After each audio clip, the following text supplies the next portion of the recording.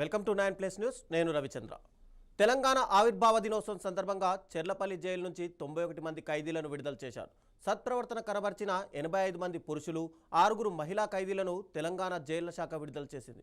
మంచి ప్రవర్తన, శిక్షాకాలం, ప్రభుత్వ మార్గదర్శకాల ఆధారంగా ఖైదీలకు కౌన్సిలింగ్ నిర్వహించి సమాజంలో బాధ్యతాయుతంగా బతకాలంటూ జైళ్లలు సూచనలు చేశారు. జైలు వద్దకు భారీ సంఖ్యలో వచ్చిన ఖైదీల కుటుంబ సభ్యులు భావోద్వేగానికి గురయ్యారు.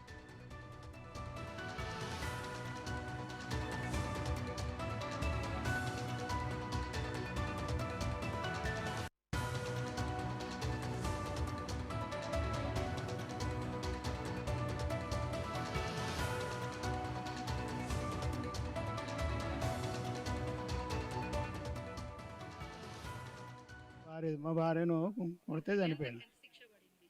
లైఫ్ 2014 వచ్చిన 12 సంవత్సరం 12 అవుతుంది.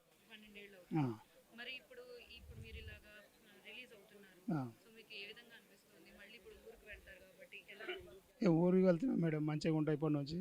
ఇప్పటిదాకా ఓకే, ఇప్పుడు మంచిగానే ఉంటాయి. ఇప్పుడు పోయి మంచిగా ఉంటాం. ఇక్కడ కూడా మంచిగానే వచ్చారు అందరు. పేటలో చేసిన పని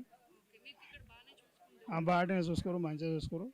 రిలీజ్ కూడా డేట్ వచ్చింది, ఎప్పుడు చేసుకోవాలి. మంచిగా అనిపిస్తుంది మేడం. అందరం మంచిగా ఉంది, అందరం ఒక దగ్గరనే మేడం. లోపల కూడా అంతా ఒక దగ్గరనే ఉంటుంది.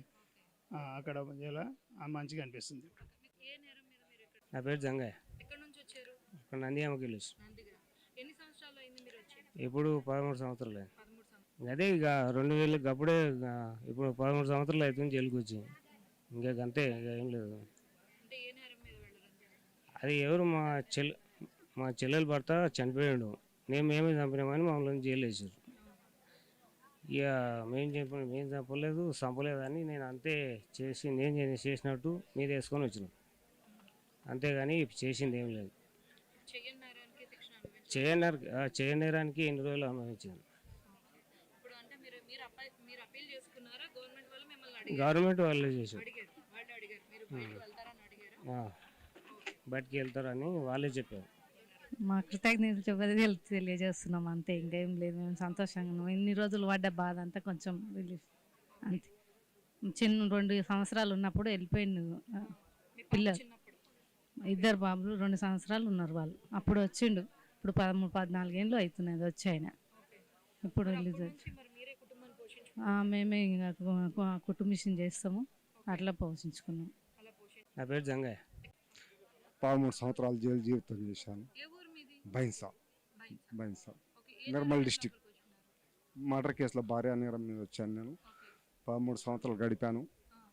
13 సంవత్సరాలు రన్నింగ్లోనే నేను ఇప్పుడు రిలీజ్ అవుతున్నానండి. చాలా మా ఫ్యామిలీ కూడా చాలా సంతోషంగా ఉన్నారండి. ఇప్పటి వరకు నేను జైలు శాఖలో ఎలాంటి తప్పు చేయకుండా నేను బయటకు వస్తున్నానండి. ఇప్పటి వరకు ఎలాంటి పనిష్మెంట్ కూడా లేదండి నా మీద.